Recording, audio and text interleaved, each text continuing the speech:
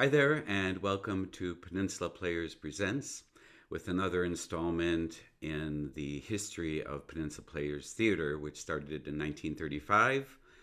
And so it's been around quite a while. Audie, welcome back. Thanks, Greg. Glad to be here. Good. We're going to pick up in 1950. We left you recently in 1949. Caroline Fisher, one of the founders of the theater, had left mid-season in 1949, and she had a baby, right? Did she had a baby towards the end of the year and they had a boy. So Richard Rodian joined the family. And so she had three little ones that she was looking after and or three children. So that was what Caroline was busy with, and Helen Casey Bragdon. And Helen was had moved to Green Bay at one point. And so she was spending her winter there and working as a copywriter for Shannon Schilling and Desprizzo's advertising agency. And she Hmm. had arranged her contract so that she could get the summers off. So Nice, she would be working in the winter and then come back to the players and be able to spend her season there. So because it was important to her as it was to a lot of people. yeah, exactly, yes. And early in February, The February 25th of 1950, there was a marriage. There was the players celebrated the marriage of James Mackenzie and Jean Boland in Iowa, and Jim was finishing up his degree at the university. Uh-huh. To young whippersnappers. Yes. And another member of the Fisher family, Margot Fisher, Caroline's sister, 19 in 1949, I know that you mentioned there was a headline about LA. There was, and it also has to do with automobiles. So in this cusp of 1949 to 1950, there was a spurt of automobile manufacturing because it's post World War II. So automobile dealers are able to get supplies to actually build new model cars. So Hmm. a new model hasn't been seen for many, many years. And so a lot of people in the prosperity of post World War II are buying new cars and driving them around and creating air pollution. And in 1949 in Los Angeles, they had 7 days of smog that filled the air. And it became a problem for Margot as a mother because her daughter collapsed in their living room at some point in early 1950 and was rushed to the hospital, and the doctor had told her it was an acute asthmatic attack brought on by the air pollution, and that if they wanted the daughter to remain healthy, to move, to Hmm. leave, and so forth. And that kind of became Margot's new crusade, was for the health of that, and as well as the area. So there's within the time frame, and looking at newspaper headlines, people are maybe even wearing gas masks, and the air is really acidic, and it's awful. It really is. And so this becomes Margot's new passion. And at one point, in 1950, she starts hosting meetings in her living room, and her and seven other or eight other homemakers in Hollywood get together and form SOS, which is oh, Stamp out smog. thank you, Stamp Out Smog. And one of the first participants, along with Margot, is Mrs. Art Linkletter. Mm. So these are really prominent house, wives, setting about this, and they battle smog in not just Los Angeles and Pasadena, but the entire state of California and the entire country for the next decade. And so she kind of launches this. As Caroline is passionate as Peninsula Players, Margot becomes this passionate about smog. And as we go on, we'll probably round back to Mhm. this later as Margot continues to be involved in that issue in California. And then During the winter of 1949-50, Leo Lucker, one of the leading men, he has been busy in New York with roles on television, right? Correct. And several of the Playhouse programs that he's in are listed among the top 10 television shows for that year. Mm, So it's a testament to the talent that he was and how lucky the Peninsula Players and Fish Creek was able to have him there. And that talent is also evident because eventually he gets hired for other projects, mm-hmm, including, and why he's not able to be at the Players at the beginning of this season is because he's going to go on tour with Julie Hayden through the East Coast during a few shows, including Peg O' My Heart. mm-hmm. And Julie was the actress who originated the role of Laura in The Glass Menagerie, By Tennessee Williams. Tennessee Williams. So, and by this point as well, he's also been cast and has signed a contract to go on tour with the Lunts. So, Alfred Lunt and Lynn Fontanne of Ten Chimneys. 10 Chimneys, yes. And just classic American theater performers. And to have them choose him is amazing. And they cast him in a role that Sidney Greenstreet played when the play was originally produced. So if you can picture the man from the Maltese Falcon, that's the role Leo's Sidney going to be Greenstreet playing. was part of their company and went on to do a lot of film work. Yeah, Yeah. yeah. Yeah. And so Leo was spreading his wings. Yes, spreading his wings. Yes. And Dan Scott, who He, was another leading man with us. yes, and he's returning as well. He's been on tour. And I think at this time, too, he was overseas touring with the Shakespeare Company and he got cast in an Italian film. So he, he made a film in Italy before returning to the States. So Nice. I wonder what the heck that was. they're still recruiting apprentices from all over the country, and they do travel to Peninsula Players to grow and stretch in their performances. And they include actors, technicians from Northwestern and Cornell College and Ithaca and the University of Iowa and Oklahoma, as well as the Goodman and Appleton's Lawrence. So they're from all over. And one of the nice young people from Northwestern is James Moronic, a young scenic designer who I believe is only 17 years old. A baby. But one of the nice things that Audie and I have liked to do is talk a little bit about what was going on in the world and the rest of the country in a sense of the time that this is all happening in. And so, what were some of the things going on in the rest of the world? Well, there was this great robbery that kind of took the headlines at the top of the year, and a Brinks truck in, I believe, Boston, Mm. a group of 11 men stole $2.7 million in 30 minutes, and that kind of took the headlines for that point of time. Gloria Swanson was performing Sunset Boulevard, came out Mm-hmm. in films. Disney had Cinderella, and gasoline rations in England finally ceased. So there's still some effect from World War II, post World War II going on. And And also in 1950, the United Nations building in New York was finished. And there were also riots in South Africa against apartheid. yes, and Wisconsin's own Senator McCarthy was stirring up some activity or trying to cease it.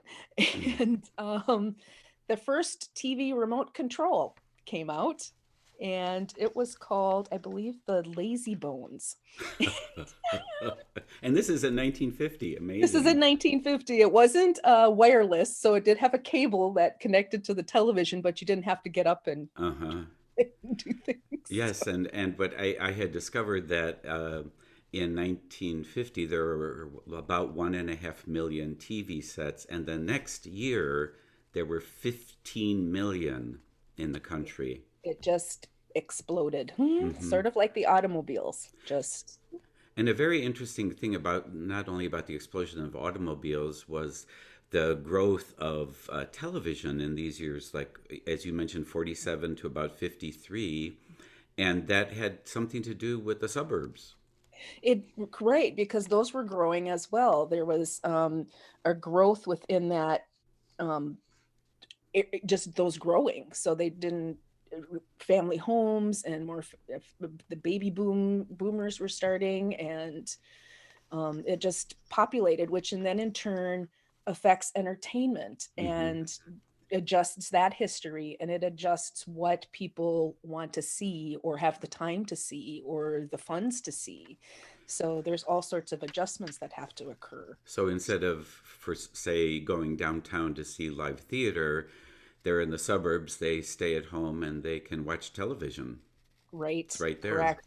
Right there. And some of the early television programming was trying to still bring theater into the home. So they were doing plays, they were recording and presenting plays live on television for audiences. Because early television, they didn't have videotapes, so it was all live, as Ted Bird had talked about, which was very exciting.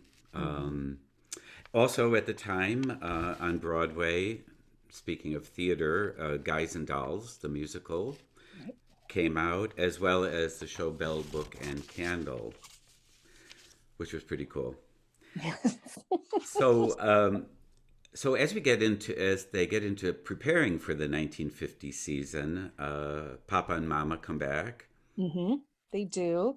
And they're preparing, they always have to open the ground. So there's always opening the cabins, dusting things off, getting things fired up, starting the utilities, and also a little bit of maintenance on the grounds. And Richard, when he travels Europe, he tends to come back with statuary or some seeds that he's collected for plants that he's liked. And what they do pre-season to prepare for 1950 is they expand the upper parking lot a little bit, Hmm. and the upper box office gazebo has the main staircase that comes down into the theater. Well, they added a second staircase to go down into the far garden. So now there's two staircases that are able to go, patrons can come down from parking and into the theater. And Hmm. they expanded the far garden as well.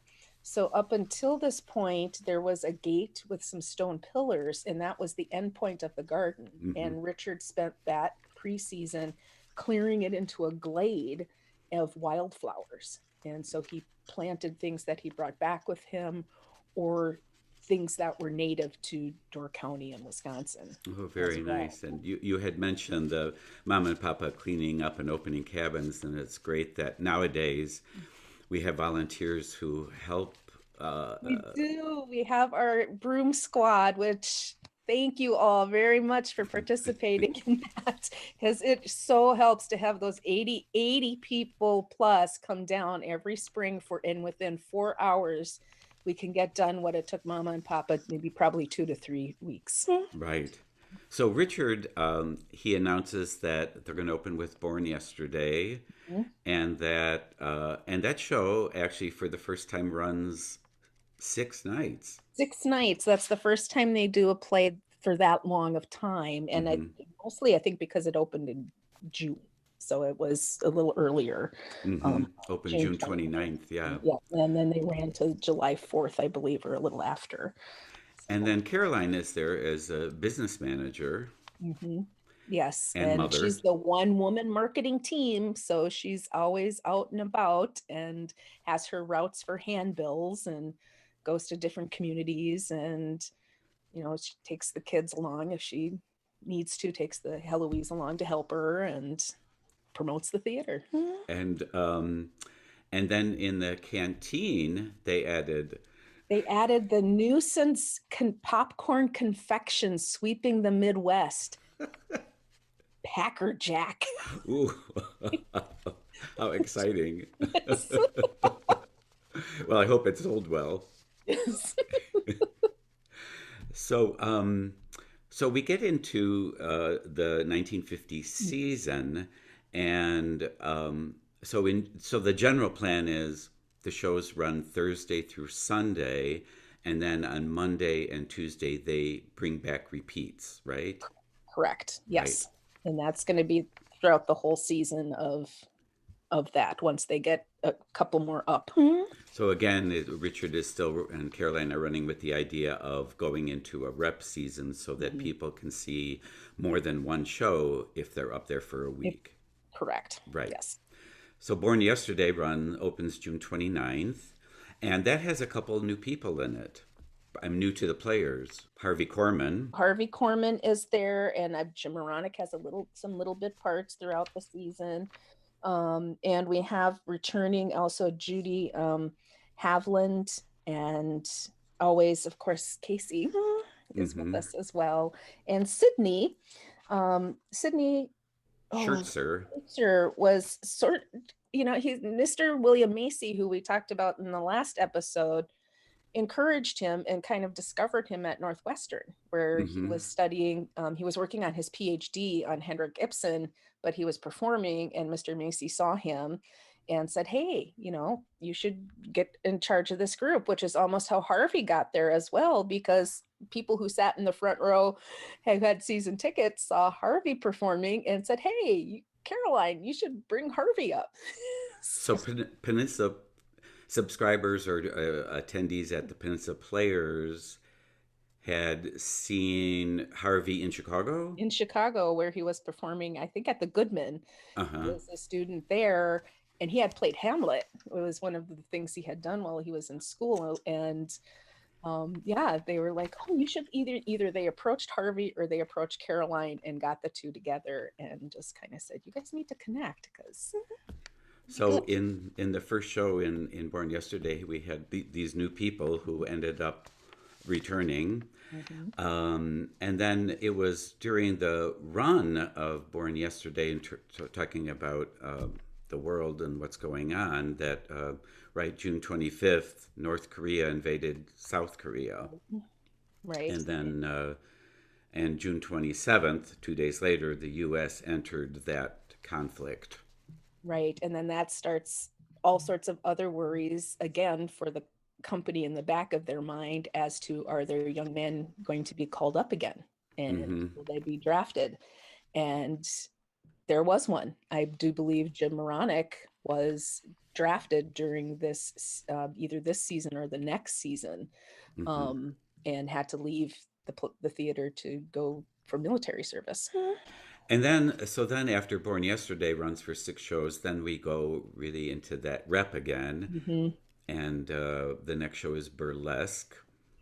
Right, which is kind of a choreographed entertainment. And so Jean Leslie is able to choreograph several of the dances within there, and it's different little vaudeville and acts that come in and out. So it's really entertaining for the audiences to have that. And then the next we have the Torchbearers, which featured Helen Casey Bragdon. Yes, and she's being billed as the first lady of the theater for this season, as much as Leo is considered their leading man. And we're getting close to Helen's 100th role. So that's just how dedicated and this was really the pillars of Peninsula Players, was Casey and Leo and Richard and Caroline and Margot and Dan Simon Scott, to just have those foundation bricks built upon their talents. And then after the Torchbearers, we have a show called The Male Animal, which again, Sydney and Harvey are in that, and that is entertainment. And then we move into Charlie's Aunt, which is a little bit more family friendly, and Dan Simon Scott is featured in that one. Gotcha. And then they bring Burlesque back for a couple nights, and then I think it's during that time, around July 26th, the Door County attraction opens. Yes, the Skyway Drive-In becomes part of Door County lore and history, and it just is exciting, and just happy to know that we're all still going there. So Indeed.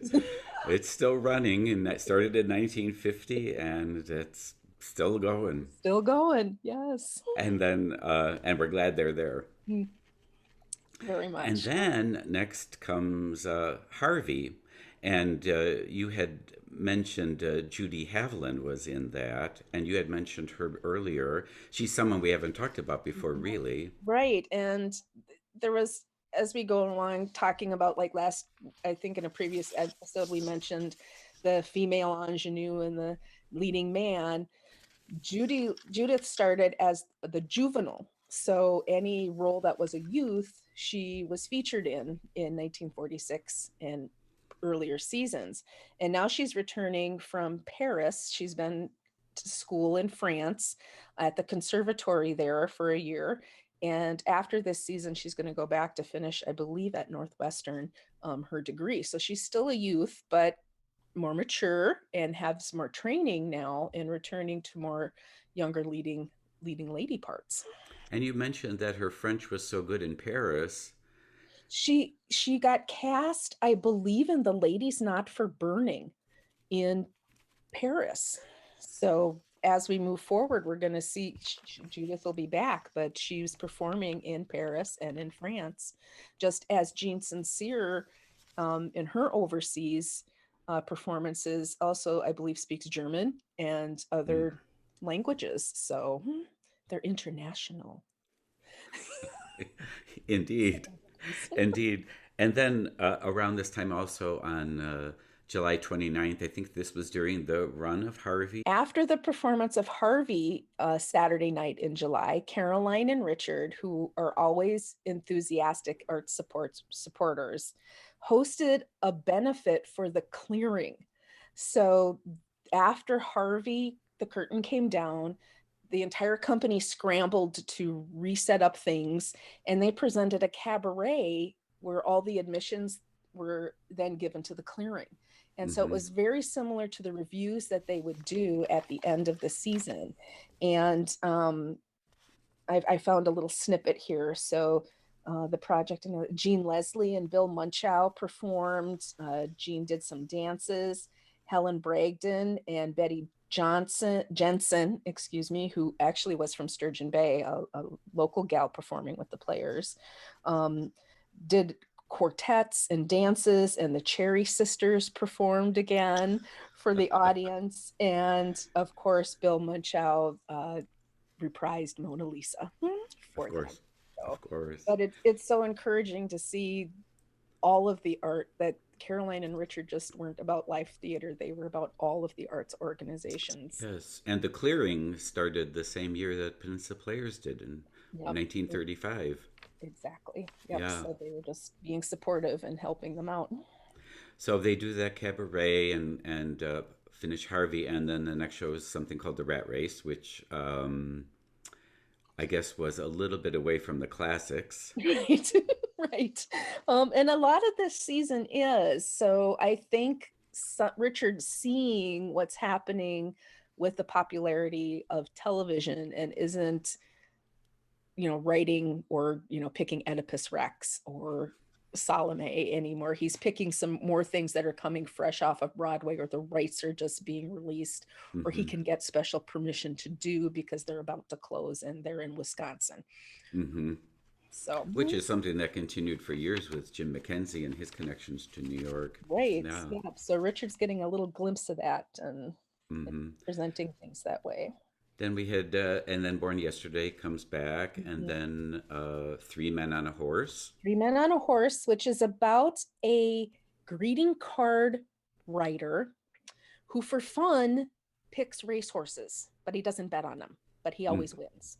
And Mm-hmm. so it's a little farcical comedy about people trying to get him to actually place a bet and, you know, or pick the horses for them. Or Uh huh. A fun show. And then we have Charlie's Aunt again that came Mhm. back.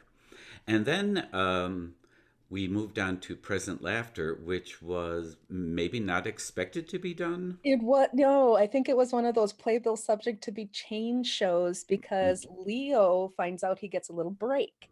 So again, being one of those actors who loves Peninsula Players and this is his artistic home, he lets Caroline and Richard know he's got some free time and he flies flies into Door County, and they cast him and Caroline in Present Laughter By Noel by Coward. Noel Coward. And Yeah. so that's the first time Caroline's been in a show for a while as well. So it's a real treat for audiences to see both of them.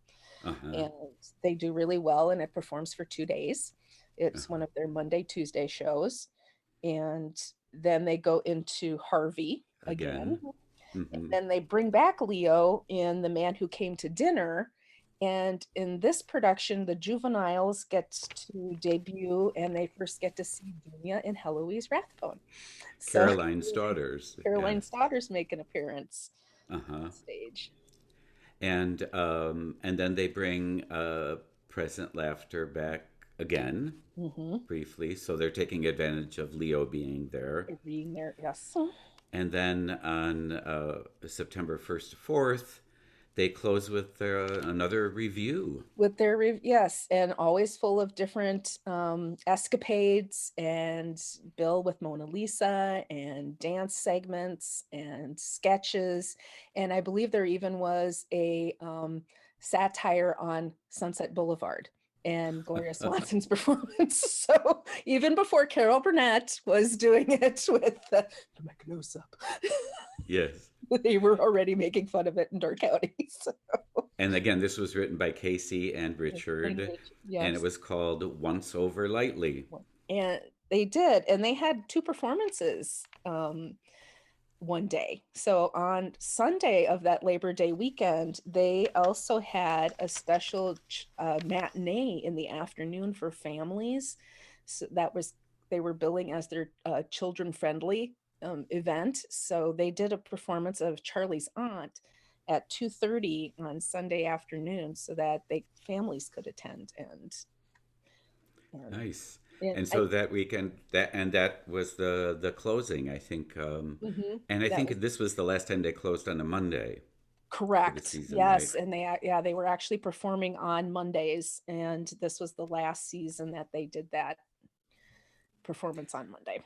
And so once again, the company, the 50 company, disperses, and they get involved in their fall, winter activities elsewhere. And Harvey Korman goes to New York, and he gets cast in a few things as well. And he makes his Broadway debut. That's right. Can you tell me what in, Greg? The Tower Beyond Tragedy. which was actually with Judith Anderson, that's very impressive. I think most people would know her from the Laurence Olivier movie Rebecca. She was the housekeeper, but she was an outstanding British actress. And he also was in one other Broadway show was Captain Brassbound's Conversion that he did. A captain? I don't know if he was a captain. After the season, Leo Lucker, in September, we heard him on the air. We did. Door County audiences got to hear him on the airwaves in the Theater Guild, a radio production of The Lunts, and they presented There Shall Be No Night over the airwaves.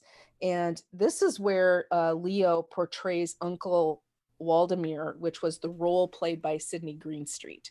So in 1940. So, to be given that part, again, the caliber. And then he also starts rehearsals for their show, I Know My Love, which goes on national tour, and it's performed in Canada and Kentucky and Cleveland, Ohio, and just all over.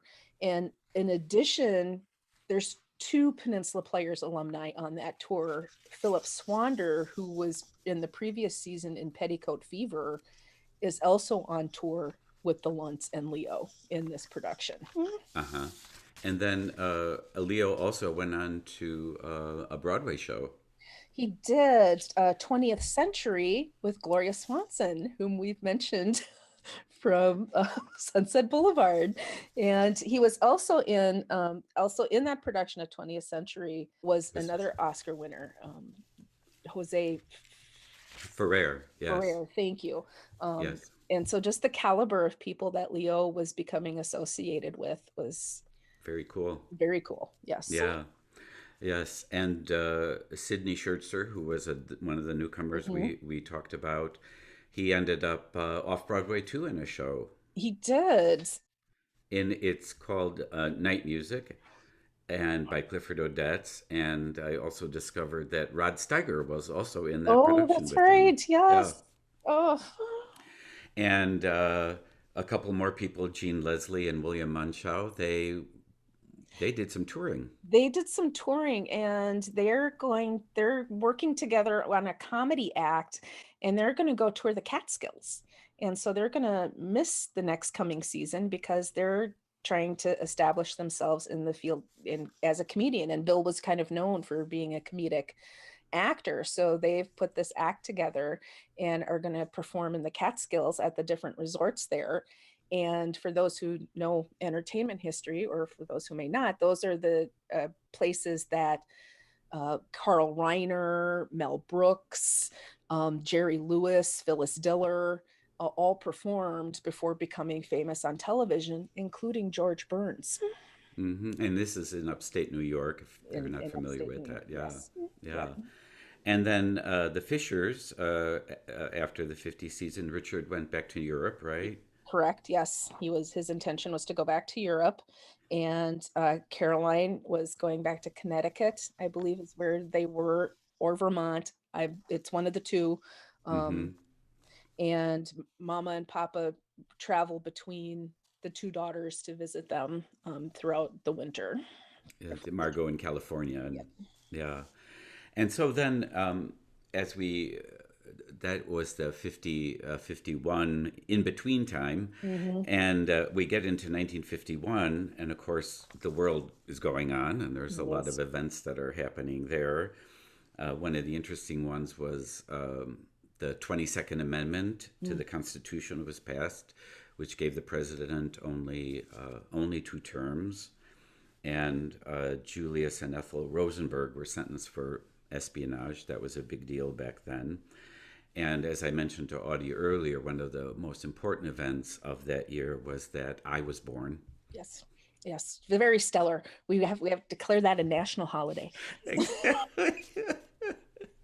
And in terms of cultural events, we had some of the music at the time.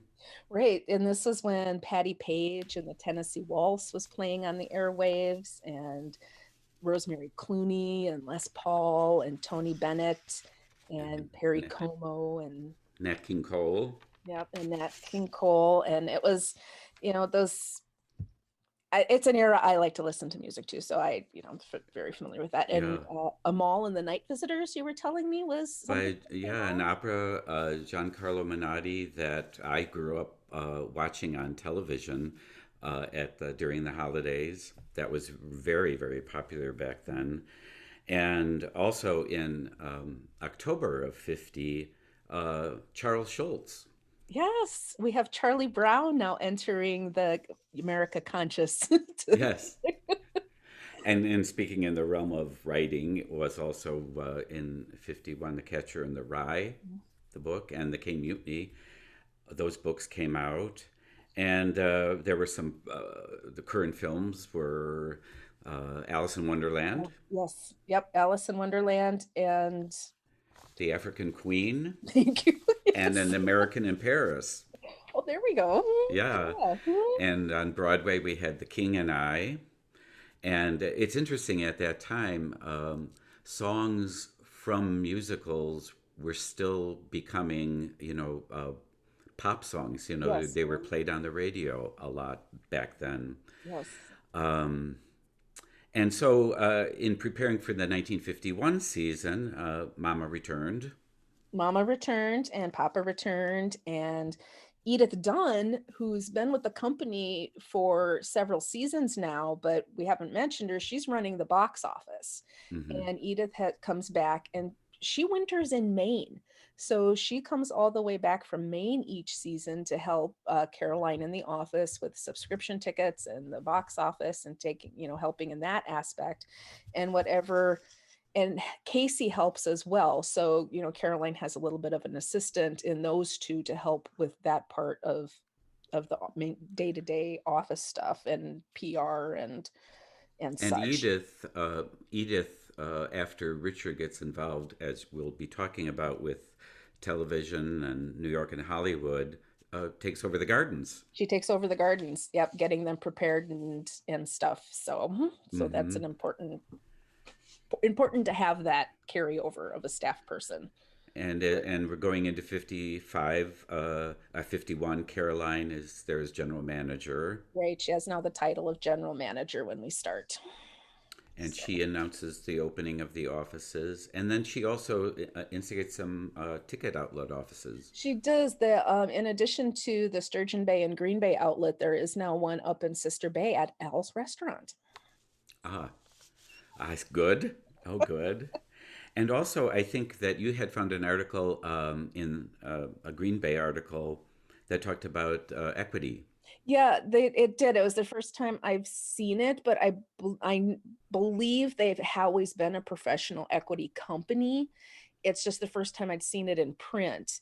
And but I've read memories of Caroline writing that say Caroline wrote equity questions like, are we following this rule correctly if we do this rotation of shows or by taking a Wednesday off? And it would be months or later before she got a reply that would say you're doing fine, but just don't worry about that rule, it doesn't exist anymore. So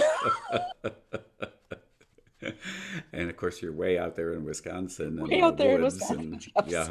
yeah. Uh, and this was going into the 51 season was the first time that Leo Lucker was unable to return. Right. And again, it's because he's on tour with the Lunts and all of these other projects that he's continuing to spread his wings and see where this profession will take him.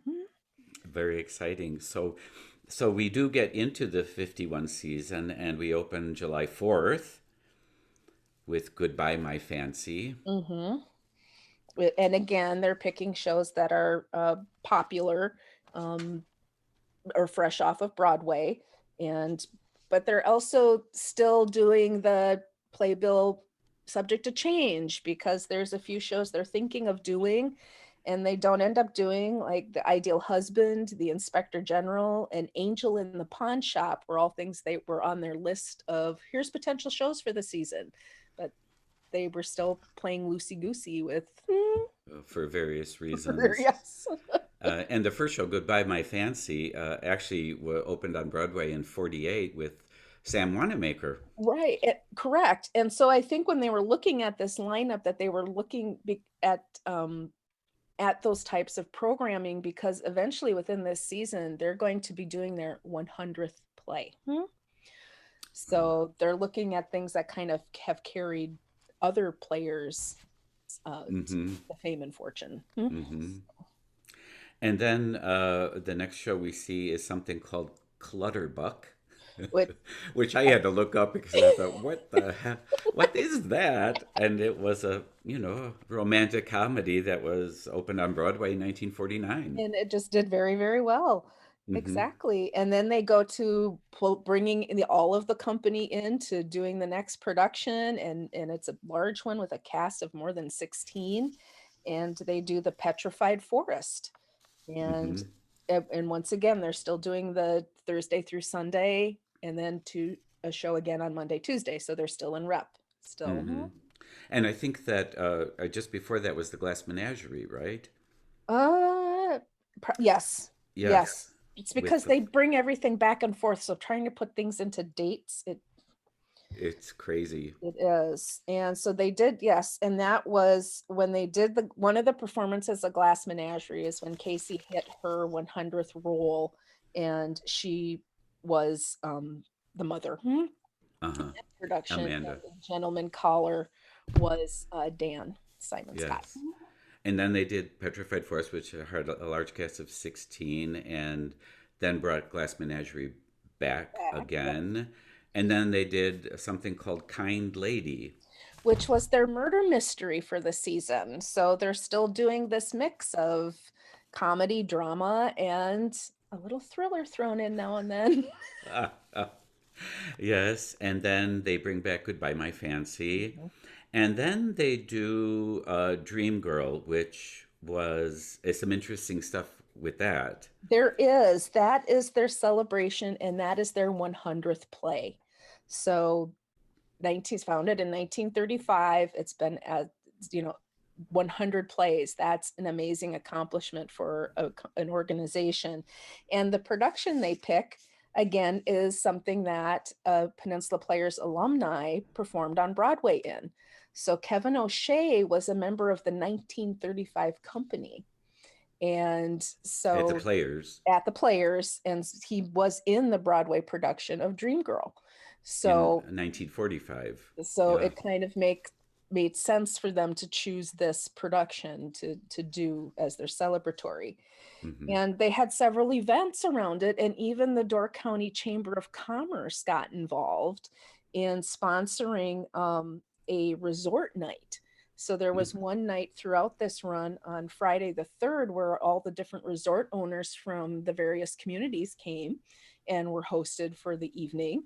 And another evening during this production, area statewide community theaters and civic theaters, they had a specific night set aside for them for a group block of tickets, and they carpooled or paraded up to Potawatomi State Park, had a picnic there, and then finished the caravan up to Peninsula Players to see the show.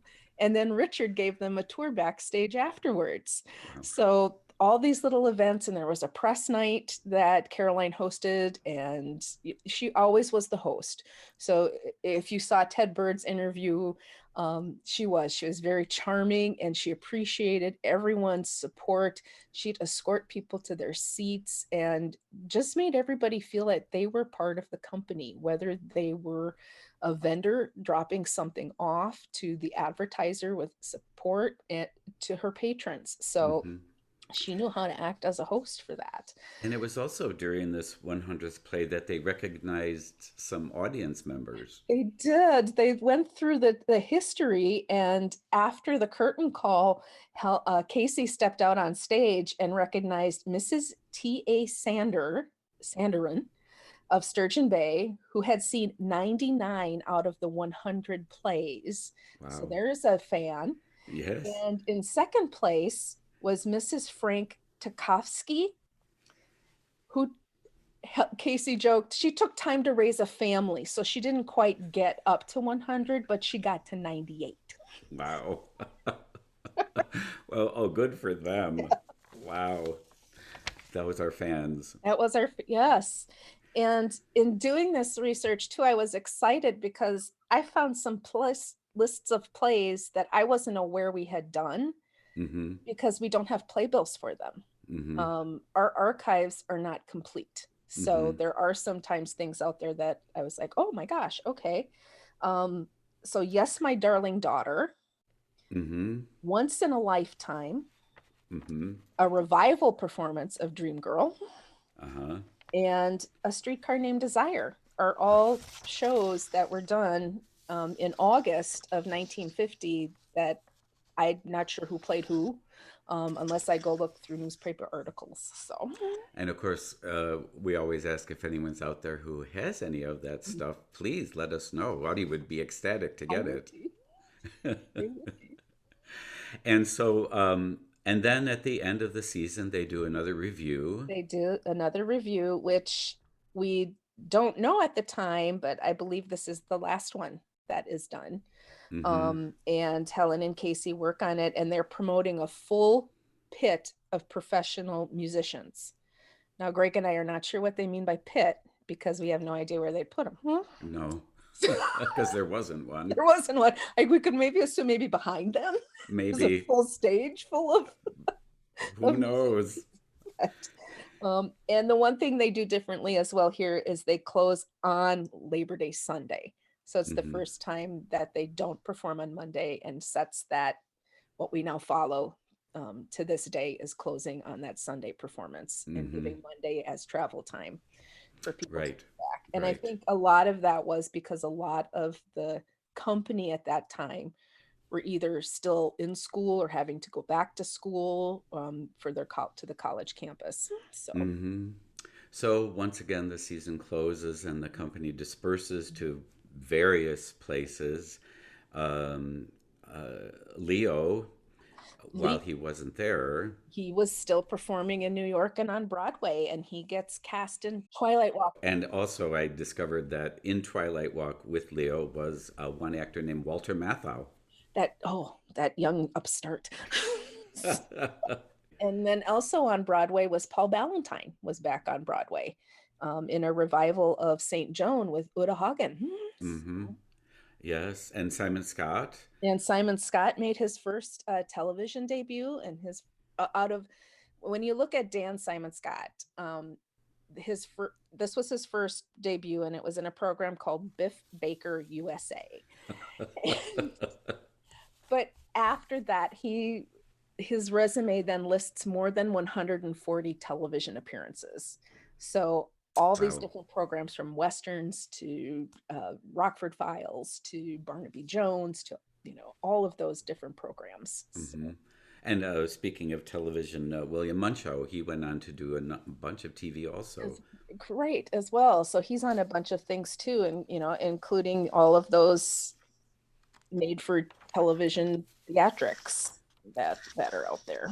And in our 50th anniversary book, uh, Bill Munchow spoke about his experience at the Players, which we both thought was pretty cool. Yes. And he writes, I was too young to know any better. I thought this was what theater was, a show a week or two a week in some cases. Nothing ever scares you again. What days and what nights. I don't know how I did it. How did I learn the words or have the energy? You learn how to do it quick and dirty and how to do it fast. There's no time to fool around, and most of the actors turn out to be darn good. I was forced into parts that I was totally wrong for, and I'd find some way of doing it, some way of making it work, and that is great training. I love that. That's a It great is. quote It's because what a wonderful.